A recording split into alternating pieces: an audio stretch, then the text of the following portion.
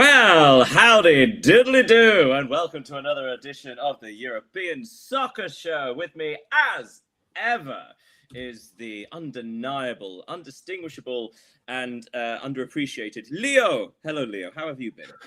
Hi Daniel, I'm great. And you, how have you been? Well, I'm okay. You've been in Brittany this week, and I've been still in Britain, which I know which one I'd rather be.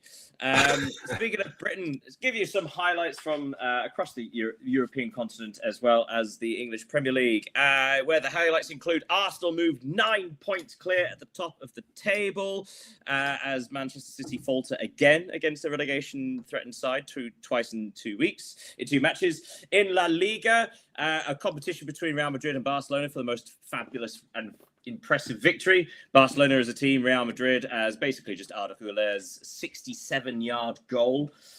In Serie A, very interesting results, but in the end, they don't actually matter. For a second, we thought we were back into a title race, but AC Milan saw fit to lose at Lazio late yesterday.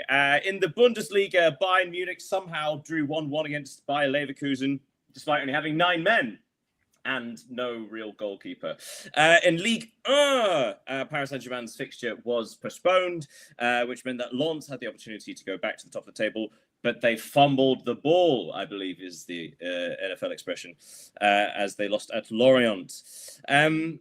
Yes, lots to talk about. So we are, as ever, going to start in the Premier League. And interestingly, or rather uninterestingly, there are a lot of zeros in this week, weren't there? A lot of nil-nils, a lot of clean sheets, but actually some very interesting results. But we are going to start with Arsenal this week. We've been fighting off the last couple of weeks. Very interesting game at home against Everton. Everton playing fantastic, kept them 0-0 until the last minute of regulation time, where Jordan Pickford came out for a cross, didn't quite reach it, and the ball fell to Gyökeres, who slotted home to give them the lead. However, everybody is talking about the second goal scorer, Max Dowman, who brilliantly ran best part of 70 metres with the ball and scored into an empty net in the 7th minute of stoppage time to become the youngest ever Premier League goal scorer. This was an incredibly tense match, wasn't it? If you sort of heard the atmosphere at the Emirates, a lot of the fans biting nails, getting restless. The tension in the atmosphere in the stadium palpable, and yet they managed to find a way, which is something that Manchester City are failing to do. Perhaps this is the reason Arsenal will be champions. Yeah, I remember back in December when they won away at Everton.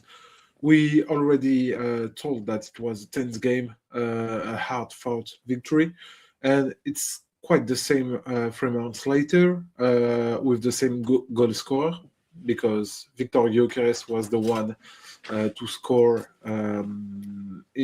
at Everton 3 months ago to seal the victory for Arsenal. And I think it's that kind of harsh victory against, as you said, a good Everton team, very good Everton team, that will enable Arsenal to finally win the title. Max Dowman, again, youngest Premier League goal scorer ever, second youngest top flight goal scorer, I believe, ever. Yeah, it's kind of astonishing because it's not as if he was just given a goal or, sort of a cheap goal at the end of a game. He came on and actually changed the game. It was highlighted when Mikel Arteta made the substitution. He brought him on for Zubimendi, and players like Gabriel Jesus were left on the bench. And yet he turned to this 16-year-old Dowman and he delivered. His was the cross that pulled Pickford off his line that led to the first goal. And of course, he finished the second goal. What an astonishing young man, not to sound 100 years old. I think he's one of the incarnation of this new generation of players, of young players who are not shy on the pitch, who wants to demonstrate everything that they can do. I remember back in, 3, 4, 5 years ago, when Ryan Cherky was thrown in the big deep against Nantes in the Coupe de France. he was 16 and also astonishing. We can also talk. I saw on Twitter some footage video of Manchester United's JJ Gabriel, who is likely to I trained with the first team and maybe have his first appearance. It's this kind of players. Even we can talk, of course, about Lamine Yamal, who is still very young. They want to prove themselves to the others, and I really like that kind of play. But Arsenal do manage to fight for the victory and secure that. And only a couple of hours later, Manchester City dropped points at West Ham United. 1-1. Bernardo Silva opened the goal with a gorgeous little chip from a tight angle, catching the keeper out. Whether he meant it or not is up for debate, but he certainly claims to. But West Ham United responded immediately with Mavropanos' bullet header from a corner. Are we going to be ultra critical of Manchester City because throwing away a lead twice at home against Nottingham Forest seemed like poor game management? This felt a bit different, didn't it? Because, I mean, they had Manchester City had 24 shots, 6 of which were on target. West Ham had 1 shot, 1 on target, 1 goal. This felt a bit more sort of just unfortunate from Manchester City, or perhaps just not clinical enough. I don't know if you heard Pep Guardiola's presser after the game. He recognized having made a mistake by not starting with Cherki. So I think he knew that against a low block, as West Ham showed, he needed a player capable of playing in the tight spaces. And here is his mistake, and he recognized it. So, of course, it was there was a lack of precision, a lack of I don't know. They didn't put the knife as deep as they should have been in the West Ham's defense. But finally, in a title race, when you are trailing on Arsenal, you can't allow yourselves to make some mistakes. So I think the title is now done. It's a bad week generally, though, isn't it? So 2-2 at home against Nottingham Forest, again, just above the relegation zone. Then losing at Real Madrid 3-0 in the Champions League. And then drawing at West Ham United, who are in the relegation zone. And now they're obviously about to face Real Madrid again. Now, I was going to say, it's not as if this is the make or break part of the season for them, because, you know, if they go out of the Champions League, they are still fighting for the title, although it seems far away. But they are in the League Cup final. They are in the quarterfinal of the FA Cup. So it's not as if they are underperforming the season. They've had a huge number of matches. They're in every competition. It's just that they seem to have lacked something that they've had in past seasons. Yeah, I agree with you. And when you compare to last season, their season is already good compared to the last one. We have to remember that they played in the Club World Cup last summer, something that Arsenal didn't, which can count now.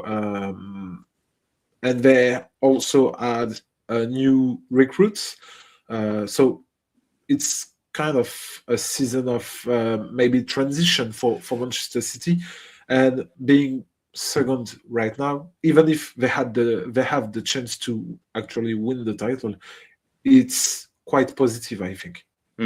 Just bringing some other results. So Burnley 0, Bournemouth 0. That's done. Sunderland 0, Brighton 1. Weird game. The winning goal by Minte was a very strange sort of deflected cross. Chelsea 0, Newcastle United 1. Did you see the bizarre build-up to this game? Yeah, but it's like Chelsea have been struggling these past weeks. Before we actually talk about the football, did you see like the huddle and the referee at the start? Oh yeah, with the players around the referee. For those of you who've not seen this, I would genuinely recommend trying to find the footage for this, because Chelsea in recent weeks have been sort of doing this huddle around the centre spot and the ball. And it annoys some other teams. It depends, obviously, if Chelsea have taken the kickoff or not. And yet, this time round, the referee, Paul Tierney, went to the centre spot and stood over the ball just to sort of protect it. And the Chelsea players still made a huddle around him. It's one of the weirdest things I've ever seen. Yeah, it was. Yeah, sort of vibes of Donald Trump staying with Chelsea for the Club World Cup celebrations. But Newcastle United did win. It was their first victory at Stamford Bridge for 14 years, I believe. And Newcastle United are they're currently ninth on 42 points and 6 points behind Chelsea in sixth place. So chances are, obviously, Champions League push not likely. But Newcastle United have a real shot at reaching some European competition. They have among the easiest runnings. And, of course, next week, the Tyne-Wear derby against Sunderland at St James's Park. So Newcastle United, despite having a very difficult season, have an opportunity to qualify for Europe. Yeah, they have, especially since they will maybe be out of the Champions League after Wednesday night at Camp Nou, which could count if they were knocking out with one game per week. It would be an advantage. And I think if all the remaining games, every remaining games of Newcastle were away from home, they could qualify for the Champions League because they have performed well away from St James Park in recent games. So, yeah, it's a real possibility for them to at least to qualify in the Conference League. Yeah, chance to pull something out this season. On Sunday, Crystal Palace 0, Leeds United 0. Strange match. Dominic Calvert-Lewin missed a penalty, and then Leeds United had a man sent off at the end of the first half. And despite that, Crystal Palace didn't have a single shot on target in the second half. Leeds managing to squeak a draw. Manchester United really impressive in their 3-1 victory against Aston Villa. Goals from Casemiro, Mateus Cunha and Chesko. Nottingham Forest 0, Fulham 0. Forest having a missed opportunity to pull away from the relegation zone. Liverpool 1, Tottenham Hotspur 1. So the Igor Tudor's first point, his first not finally loss. Yeah. I think that's Spurs' first not defeat in 6 matches. I will say this though. It was an awful match. Watching it, I couldn't believe. I mean, from a Liverpool point of view, considering how much money they spent, they were so sloppy, constantly misplacing passes. Even right at the end, Spurs had just equalised, going into stoppage time, and Liverpool had a 4-on-2 breakaway. And both the passes involved were massively misdirected or overhit. It was, I'm not sure if you watched it, but a disappointing result for Liverpool. It feels like Liverpool were poor as opposed to Spurs being good. Does that make sense? Yeah, they were poor, and it's really a missed opportunity to move closer to the top 3, because in case they would have won this game, they would have moved into 4th place, opened up a 3-point lead over Chelsea. So it would have been a great coup, but in the end, conceding so many goals at the end of games, it could cost them a lot at the end of the season, because it's not the first time that they concede a goal in the dying minutes this season. And they've got the trailing Galatasaray in the Champions League, Yeah, which would be not quite an embarrassing exit, but certainly an unexpected one if they don't turn that around. So actually in the table, Arsenal, like I said before, 9 points clear of Man City. Manchester United now 3rd, 7 points behind Man City and 3 ahead of Aston Villa, who've just suffered their 3rd straight loss. Liverpool are currently occupying 5th on 49, 1 point ahead of Chelsea, who've only got 1 win in the last 5 matches. But right behind Chelsea, in the last thing we'll talk about before moving on from the Premier League, Brentford face Wolverhampton Wanderers tonight. Brentford, if they win that, will be 1 point behind Chelsea. Are Brentford in this race for the Champions League? That's a cool question. For the Champions League, I don't think so, to be honest. But for European football, for sure, because... Well, I'll make it another way. If they win, they'll be 4 points clear of 8th place Everton. Yeah. So Yeah, but it's hard to make the case against it, right? Because they've been one of the few consistent teams. And if they are only 1 point behind Chelsea or 2 points behind Liverpool, at least on paper, there's a chance. Yeah, there is a chance, of course, but we have to deal with the fact that Chelsea are likely to be knocked out of the Champions League by Paris Saint-Germain, which obviously will help them to save some resources for the end of the season. Liverpool could also be knocked out, so it will be difficult for Brentford to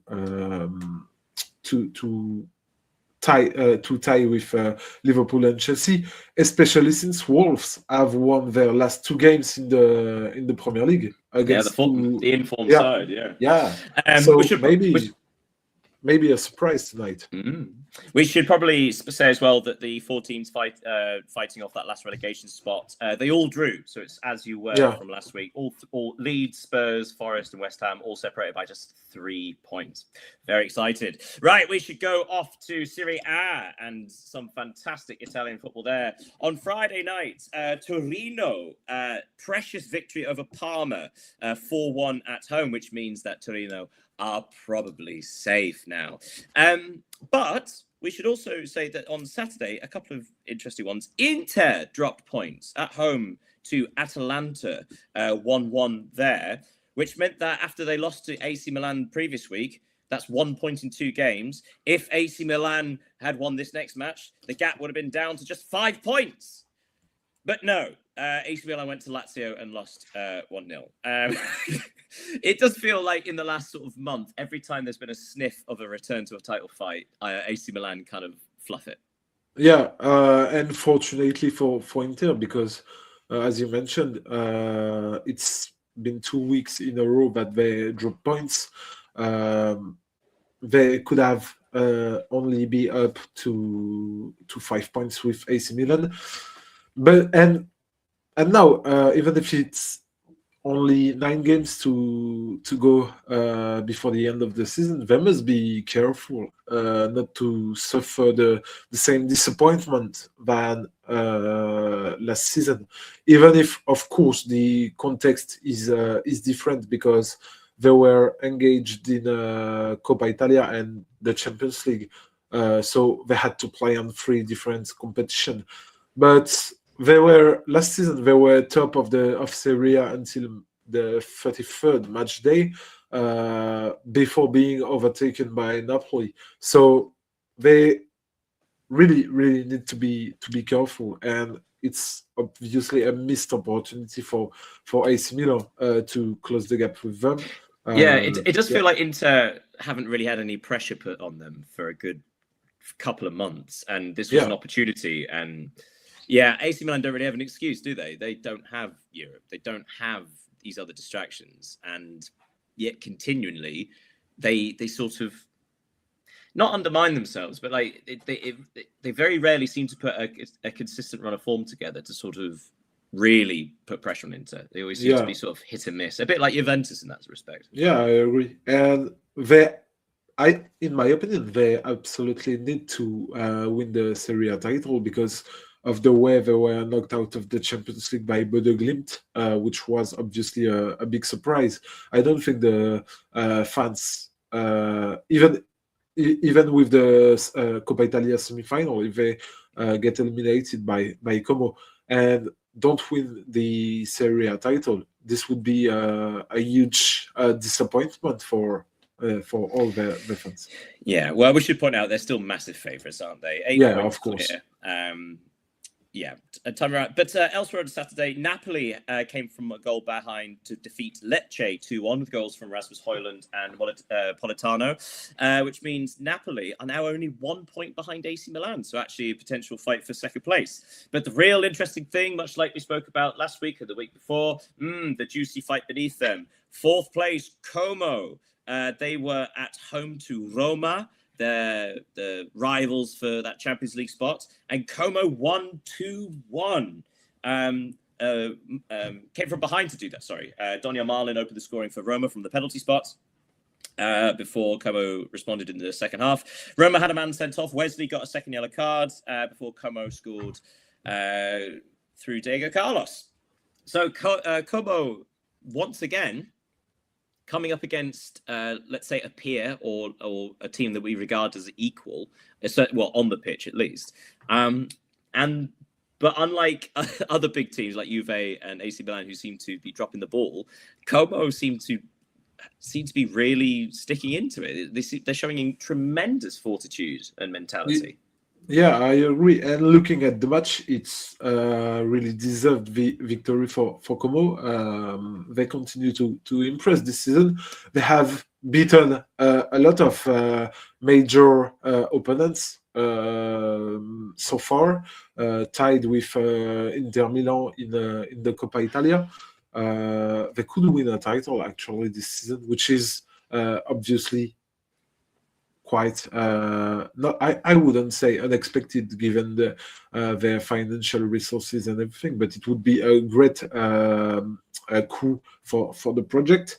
They are now only three. They are now 3 points up to Roma in the Champions League spot race, which is obviously a great advantage for them.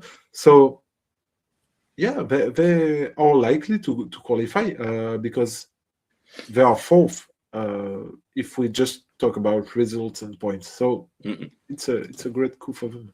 Yeah, they stay 1 point ahead of Juventus, who won at Udinese 1-0. Comment here from Foxy Iro. Good name. Eduardo Motta, very impressive young keeper for Lazio. Yeah, I think we've mentioned him before, haven't we? There's not much to cheer for Lazio and Lazio fans this season, although in the last sort of 5-6 weeks, they have begun a bit of rejuvenation, a bit more pride, and they are climbing the table, although the gap to Atalanta is probably a bit too much at this stage to challenge for a European place. But Lazio are still in the semi-finals of the Coppa Italia, I think. They drew with Atalanta, didn't they, 2-2? So Lazio still have an opportunity to win something this season. So like reasons to be cheerful after an incredibly intense, worrying big start of the year. Yeah, and they could win something that Roma couldn't, because it would be like, the rivalry thing. Yeah, they could actually win the title. They have been, they had mixed results this season, and it's under difficult circumstances. We should always remind people, like the transfer embargo at the start of the year was obviously hamstrung them somewhat. Yeah, but finally, even if they are ninth in the table, they have actually something to play for in this end of the season. So it's quite. And actually, if they manage to win the trophy and Roma not qualify for the Champions League, I'm sure that would be an overall victory for Lazio. Which though, Roma, another disappointing result. That's 2 losses on the bounce, no win in 3. They're losing form at the wrong time. They're now 2 points behind Juve, 3 points behind Como. They need to turn this around probably in the next match or two before they fall too far behind. Yeah, they continue to slip further away, especially away from home, where they haven't won a single game in 4 games now. So yeah, I remember in the early season they used to win these games by by only a goal, and it was sufficient for them to win.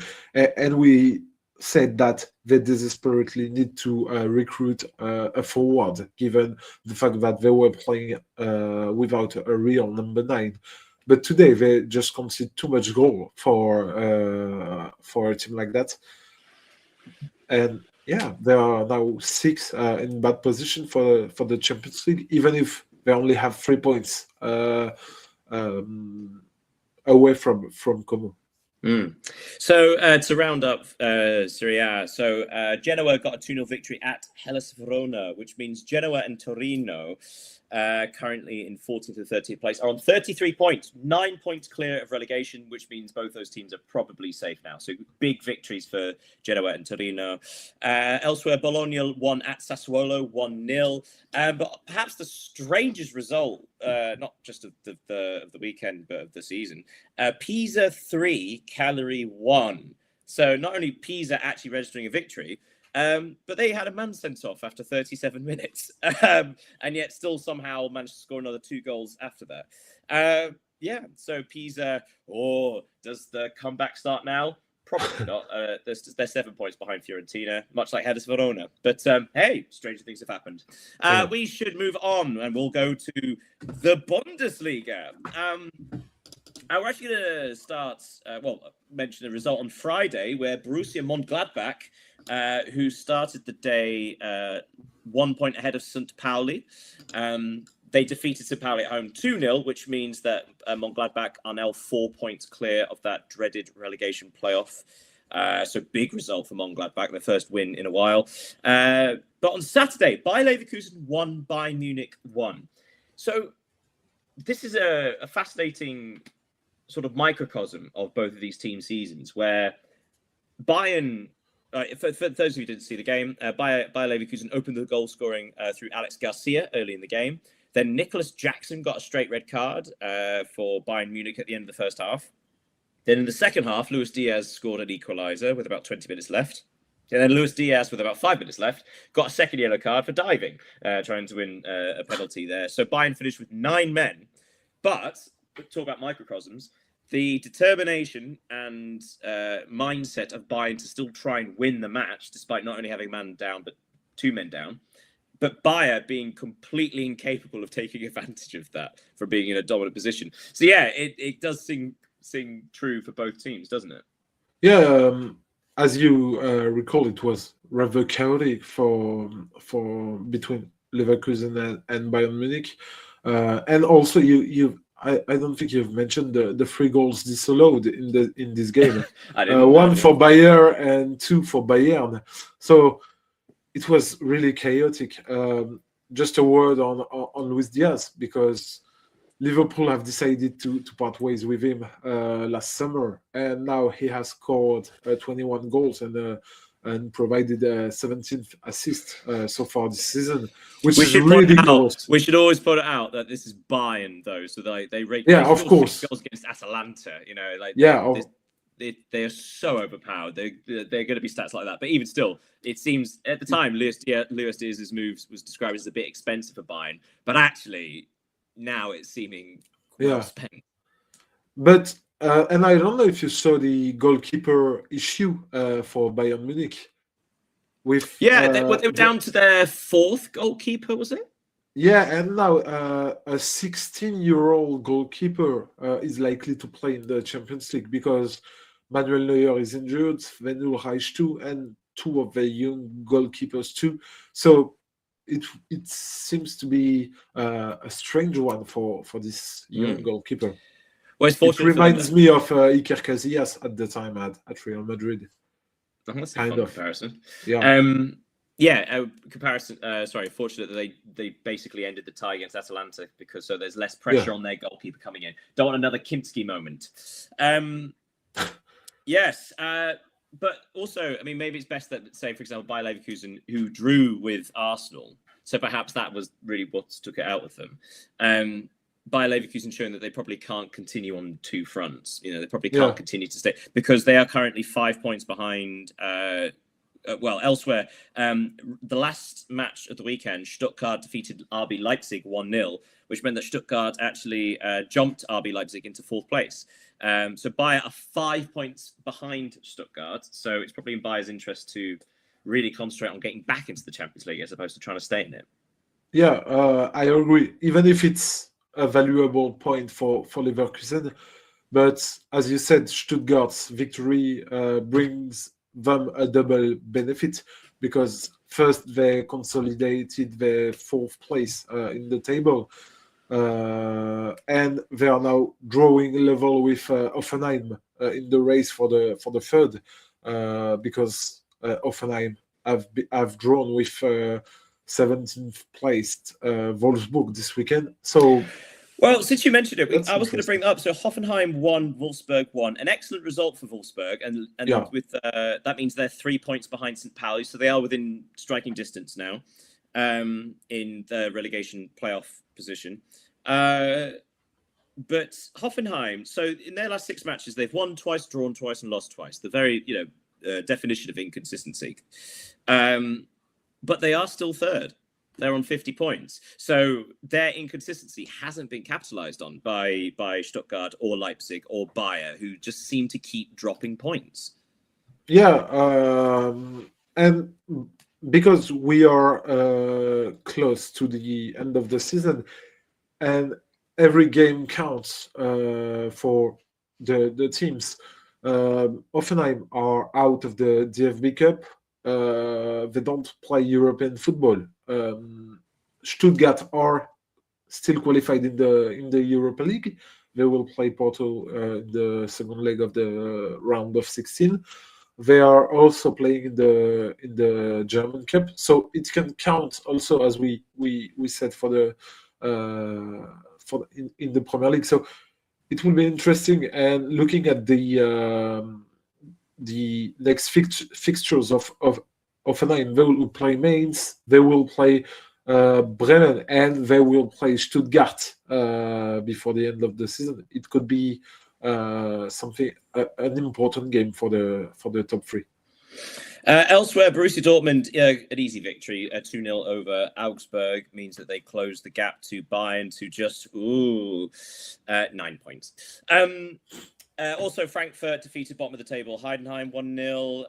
Hamburger drew 1-1 with Köln. Köln, who are only 1 point above the relegation playoff themselves. Huge result, though. On Sunday, Werder Bremen 0, Mainz 2. So Mainz started just, again, level points with St. Pauli. Hold on, sorry, Foxy. Foxy. Bayern having a goalkeeper crisis. Leonard Prescott set to be the youngest in Champions League. Yeah, that's a good point, actually. And as we were saying, it's for those of you who aren't aware of the Kimski situation. Atletico Madrid, when they defeated Tottenham Hotspur, was it 5-2? Yeah. Tottenham started with Kimski in goal, which was a huge decision by Igor Tudor. And in the first 17 minutes, he slipped over whilst passing out, which allowed Atletico to score a goal. And he also completely fluffed a pass, which meant that Julian Alvarez got an open goal to score for 3-0.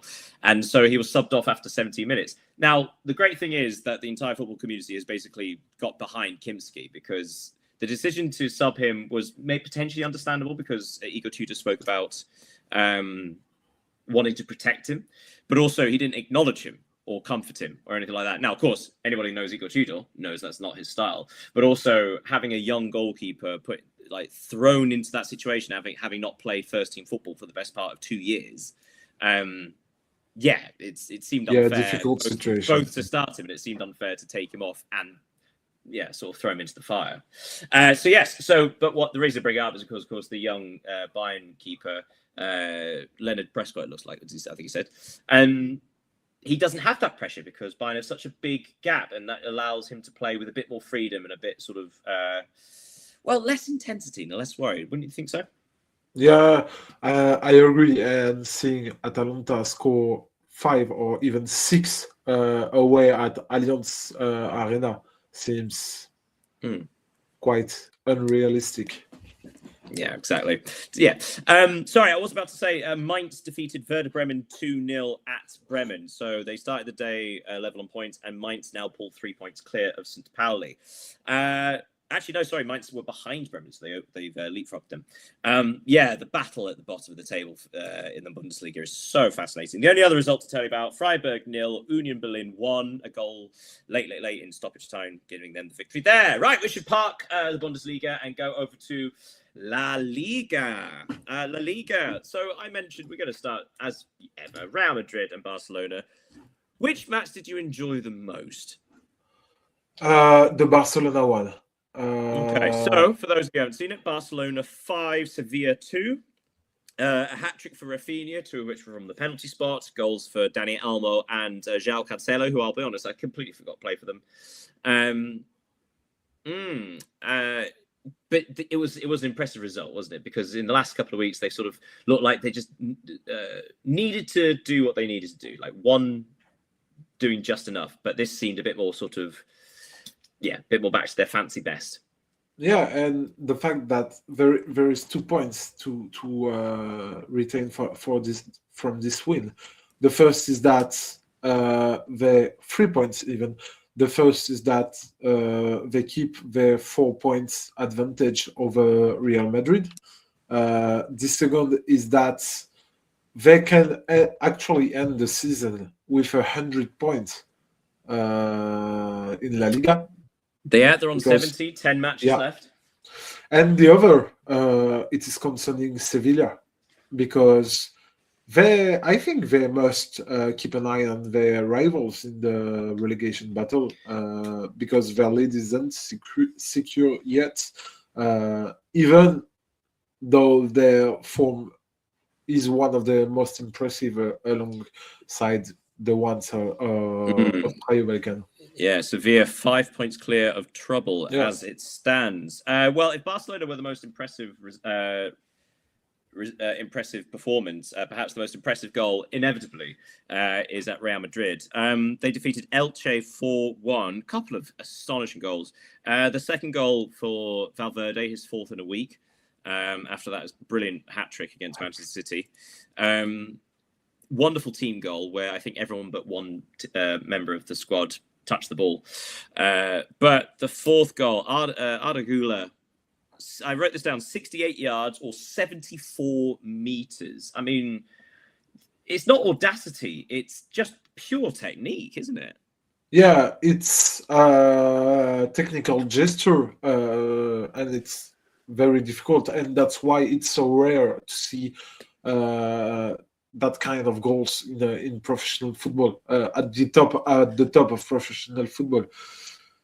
Just to have a word on this game, we have said that in past week that Real Madrid had struggled to find the way they want to play. They struggled to win these games, especially since Kylian Mbappe. And this weekend it was, to be honest, a comfortable win. You've mentioned Federico Valverde's goal. He once again proved decisive. He has now 9 goal contributions in his last 8 games. Maybe the best player of Real Madrid at the moment.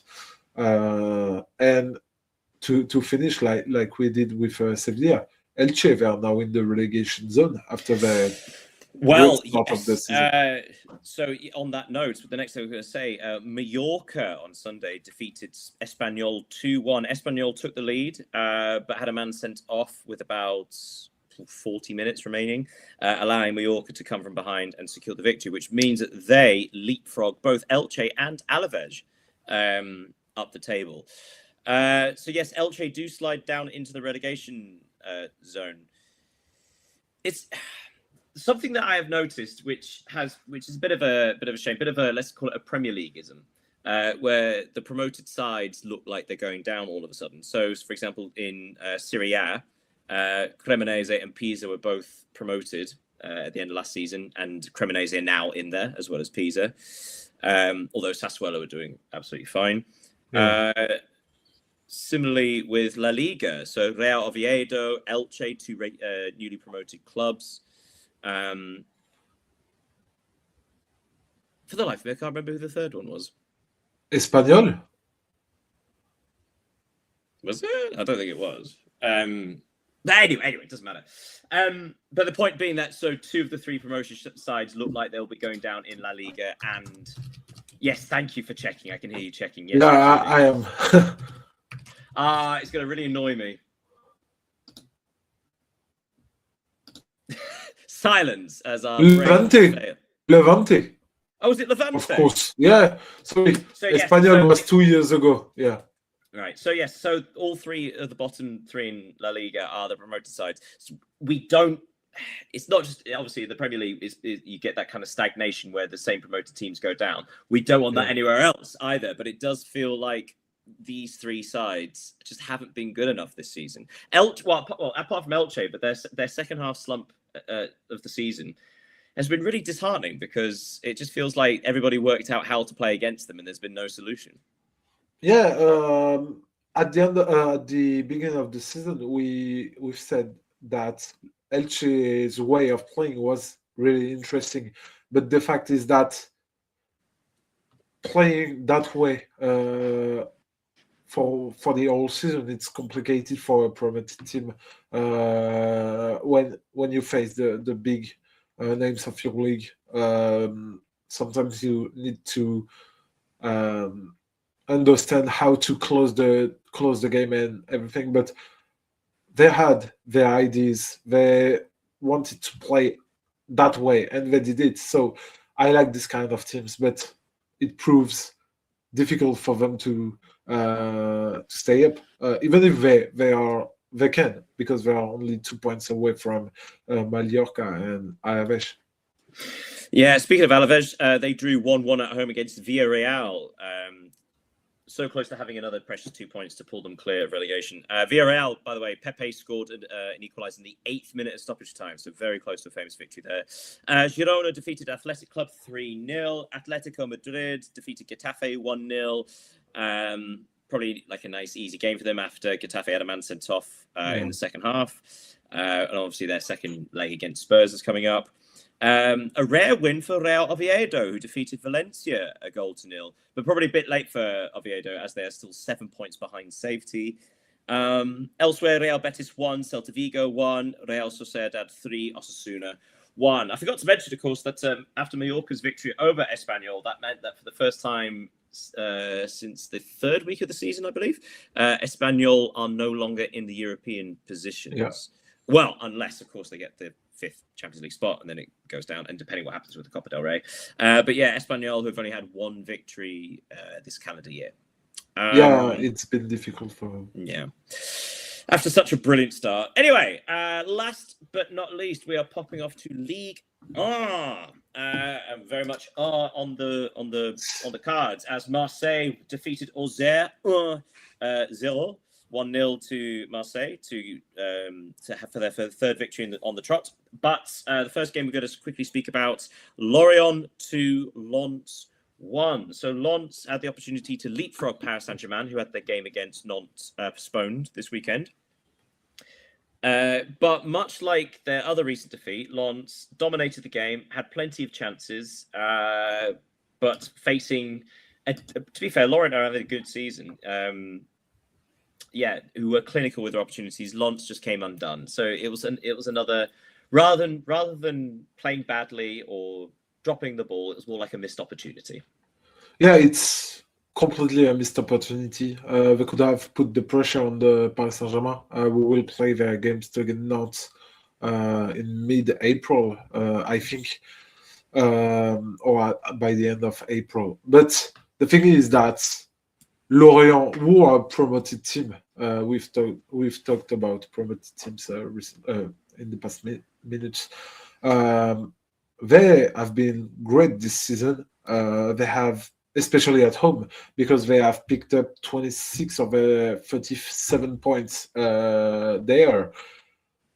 Lens, they had chances, clearly, but now if PSG are to win against Nantes, which I don't think they will fail to, it will be difficult for the title. So yeah, it's now Paris Saint-Germain do seem to have an easy run in, and also we're getting to the points of like, well, almost thinking up reasons why Paris Saint-Germain would drop points against certain teams, as opposed to that's a tricky one. It does all kind of come down to Lens against Paris Saint-Germain. Lens have to win that now. Yeah, of course. Elsewhere, Angers lost at home. Hey, Nice won a game, 2-0 at Angers. That's nice for them. But Monaco defeated Brest, a pair for Monaco, ironically. 2-0 against Brest, which means Monaco are now, well, they remain 6 points behind Marseille, as do Rennes. Lille, though, spoiler, we're going to jump ahead. Lille defeated Rennes at Rennes with a very impressive victory. So you still have 5 teams separated by just 6 points. So Monaco's, that's 5 wins in a row. They're undefeated in 8, I believe. They've built ahead of steam. They really are the team to watch all of a sudden. And hey, outplaying Paris Saint-Germain, arguably 4 times this season. There's something about this side which is kind of astonishing considering how the season started. Yeah, they have really hit their stride now. They haven't lost in the league since the 16th of January, so 2 months ago, day by day, 2 months ago, and they don't have any other competition to juggle alongside because they were obviously eliminated from the championship by Paris Saint-Germain, and I do think they will overtake Lyon or Marseille to climb the top 4 or even the top 3. What's been the change? Because again, we were speaking about Monaco. I'd say in mid-January they were still not quite with it, and yet in the last sort of 8 weeks, there's been this monumental shift. Has anything changed in particular? The coach, I think Sebastian. Of course, yeah. I really think Sebastian Pocognoli has been doing tremendous job at Monaco. He needed some time to implement his way of playing, but now the players seem to have understand what he asks, and it's paying off. Ultimately. Elsewhere, Strasbourg 0, Paris FC 0. Strasbourg, understandably, are probably putting their focus on. Is it the Europa League they're in? The conference. Yeah. Focus on the conference as well as the French Cup as well. So they're in 2 other competitions that they have legitimate opportunity to win. So makes sense. Elsewhere. Le Havre 0, Lyon 0. Lyon once again failing to win. That's 1 victory in 4 for that's no wins in 4. No wins in 4, yeah. Yeah, and they slipped to 4th place. That's 2 disappointing draws for Lyon on the bounce. Despite the fact Le Havre had the wonderfully named Zagadou sent off in the second half with about 30-40 minutes left. What's happened in the last few weeks at Lyon? Because they suddenly become toothless. Yeah, they are, because they are toothless. They don't have any forwards left. Even against Celta Vigo in the Europa League, Rémi Imbert, after 20 seconds, was forced to be substituted because of an ankle injury. So it's now 5 or 6 offensive player off the squad for Lyon. Hopefully, they will finally get Pavel Sulc and Afonso Moreira, Malik Fofana back in the coming days and coming weeks. So it's important for them. So I've just seen that Foxy's messaged us again. Lamine Camara, the big difference for Monaco. It had injury issues at the start of the season, and of course, AFCON, Monaco win rate just 22% without him. Big move for him in the summer.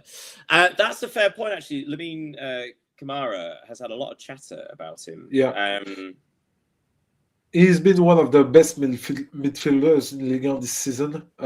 His performance against the big clubs have been extraordinary.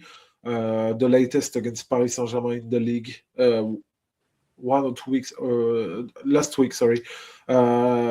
He is a great player, and I wouldn't be surprised to see a club like, I don't know, Tottenham or something like that, if they, of course, manage to stay up, to bid an offer on him.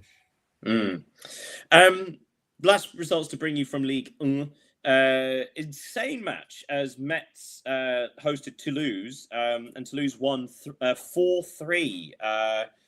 My God, Toulouse had a 2-goal lead before Metz fought back to 2-2. Toulouse had the lead again. Metz equalised, and then Toulouse found yet another goal, the winner this time in the 9th minute of stoppage time. Oh my God, what a match that was. But the last one to reference, as I said before, Rennes 1, Lille 2. At the time, Lille were 2 points behind Rennes. So winning at Rennes, an incredibly impressive result considering Rennes' good run of form. That's now 3 wins from 4 for Lille, and they're undefeated in 7. Another team that's making a late surge for Champions League football. Yeah, Rennes really had the chance to close the gap. To 3 points behind third place. It was the anniversary of the club yesterday, 125 years. So it was a party that didn't end well for Rennes. I don't know if Lille have what it takes to qualify for the Champions League. To be honest, I'm not. They're still in Europe, aren't they, Lille? Yeah, they will play Aston Villa in yes. Europa League. They lost 1-0 in the first leg. And that's an interesting point, actually. Sorry to jump in, but of course, so Paris Saint-Germain on 57, Lens on 56. Paris Saint-Germain have a game in hand. Marseille third, 49, and that's the last guaranteed Champions League spot. So Marseille 49, Lyon 47, Lille 44, Monaco 43, Rennes 43. The fact that Lyon and Lille have European football could actually significantly hinder them, because Lyon finished top of the Europa League league phase, didn't they? So they have an opportunity to win something, but actually might negatively affect the big picture, the league season. Yeah, I agree, and it will be a tense race between Marseille, Lyon, Lille, Monaco, and Rennes till the end of the season. Marseille, I think they are the best placed team to grab a Champions League spot, because if they were tied with Monaco, I would say Monaco would overtake them, but they have 6 points more than Monaco. The fourth place will be the big thing to look at.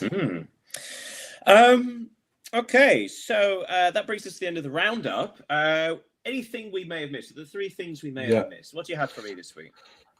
You may have missed that Barcelona's president, Joan Laporta, has been re-elected. 64% of the vote, I believe. 68.2. Yeah. He defeated Victor Font to be re-elected this weekend. So this is a big news, because it's quite unusual to see elections to name a president apart from Spain. So it was a big weekend for Barcelona. Yeah, and well, I'd say the highly controversial lever pulling. Obviously, it's going to take a long time to see what kind of effect that has on the finances in the long term. Life of Barcelona, but obviously in the short term, it seems to have had a positive effect. Okay, well, I've got one for you. On Friday, Wrexham defeated Swansea City 2-0, which means that Wrexham, I believe, if they have 7 more points this season, they will officially be the best team in Wales, which has not happened for about 40 odd years, I believe. So the first, I believe the next check for Wrexham's sort of big picture stuff is about to be signed off, trying to be the best team in Wales, and they're on the cusp of achieving it after defeating Welsh rivals Swansea. Yeah, that's an interesting one too. I got a last thing you may have missed. It's another unusual thing. That, do you remember Carney Chukwuemeka, former Aston Villa Chelsea player, who is now in Dortmund? He has received his first call-up with Austria after switching allegiance Okay. from England. And it's quite unusual for a European player to change nationality to that of another European country. It's always happened for a European player to go to an African one, to go to an Oceanian one, Asiatic one, but it's rare from European to European. Well, it must be one of the blessings of dual nationality, I guess. Yeah. I know. I thought I could have sworn he had 3. Obviously there's certain players who qualify for 3 or 4 nations. That must be quite a tricky one to put your allegiance towards. Things you may have missed in women's football in England. It was the League Cup final. Where Chelsea defeated Manchester United 2-0, which also means that is the 4th trophy won under Sonia Bombastor as her stewardship. But yeah, because of course Chelsea had a domestic treble last year and an undefeated domestic season, which is astonishing. So despite their lesser season this year in the WSL, they have won the first bit of silverware. So 4 trophies out of 4 for Bombastor. Pretty good, one would say. Anything else from you? I don't. I will let you finish with the trivial trivia. I've got one more thing you may have missed. Oh, it's a laugh. Down in League 2, I believe, the 4th tier of English professional football, a Notts County player was shown a red card for throwing away an opponent's boot. So his boot came off and he got rid of it. So that's a weird way. Very unsporting, but also quite funny. And we have look at that. We have a thing we may have missed from Foxy from the smaller European. Yeah, from the smaller European leagues. Porto's Polish youngster Oskar Pituszewski scored and looked impressive. Only 17. They produced too many gems. Yeah, I saw that goal against Benfica. If I'm not mistaken. Ironically, Benfica are the ultimate youth academy production system. Clearly, they've allowed one to get away. Yeah, that's a good shout. Also, generally speaking, if anybody's watching this, if they want to send us anything we may have missed, either in the comments or live or comments after, please do. Like, I love this kind of stuff. We've been talking about the Polish league, where every single team, all 18 teams in the league, can still win the title and also get relegated. It's fantastic. Okay, but we are going to leave with the trivial trivia, and this one's a nice sort of easier concept. You may not get the answer, but it's an easier concept. Okay, so we are going to go to the Premier League, as often mine are. Apologies. Which team has scored the most goals from substitutes? I would say Manchester United. Maybe. Another couple of opportunities. Tottenham. The fact that they'd be top of any list is clear. Sorry for that. I don't have any clue. Arsenal. Arsenal. Foxy's playing along. Well done, Foxy. Foxy got it just before I said it. Bravo, Foxy. Yes, the answer is Arsenal. 11 of their substitutes have scored a goal. This is not including assists either. 11 goals scored from substitutes. So Mikel Arteta positively affecting matches through his tactical changes. So 11 goals from them. That's top. I believe second's Bournemouth with 7. Might be wrong about that. Do you want to have a guess how many Manchester City have scored?